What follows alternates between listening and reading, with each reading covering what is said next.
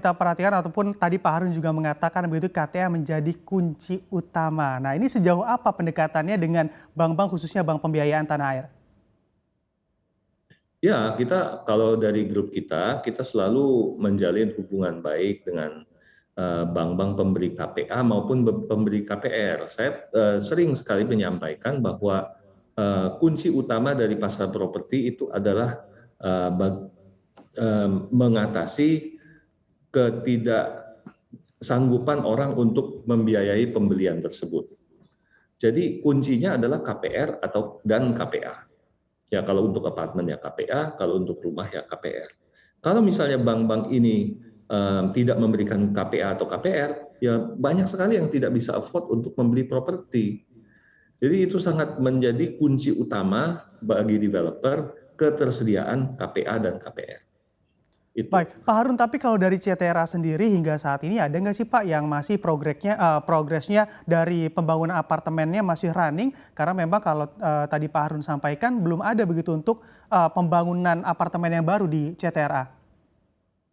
Ya, kalau yang baru tidak ada. Yang kita sedang berjalan ada. Tetapi sekarang ini ada yang sedang berjalan pembangunannya, satu di Surabaya, dan yang baru selesai pembangunannya tahun lalu itu di Yogyakarta.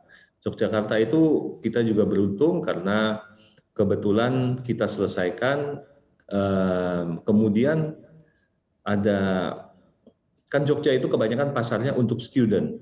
Nah, kalau studentnya ini online, mereka kan tidak datang ke kampus, mereka tidak membutuhkan apartemen untuk mereka tinggal yang dekat kampus.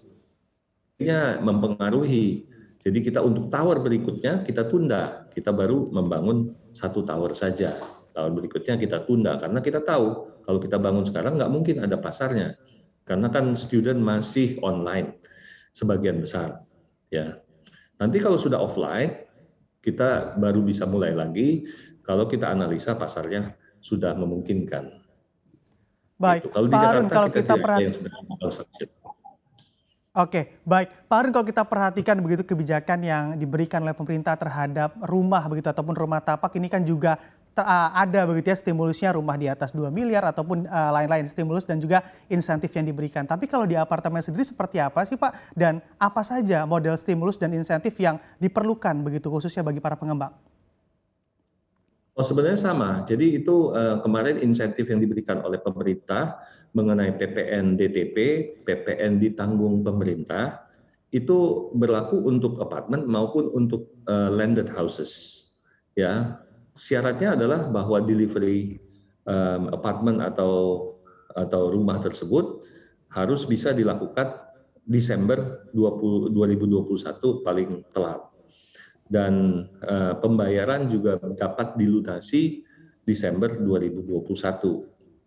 Kalau misalnya itu dua syarat itu bisa dipenuhi, maka PPN dari 5 atau 10%, tergantung nilainya ya. Kalau nilainya di bawah 2 itu 5%, di atas 2 itu 10%, itu bisa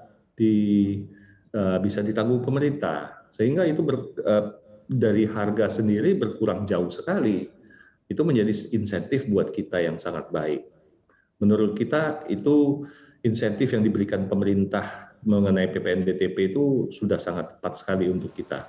Untuk informasi lebih lengkap dan juga berita terkait bisa klik link di deskripsi dan juga jangan lupa untuk download aplikasi CNBC Indonesia di Play Store dan juga App Store. Dan yang paling penting jangan lupa subscribe ya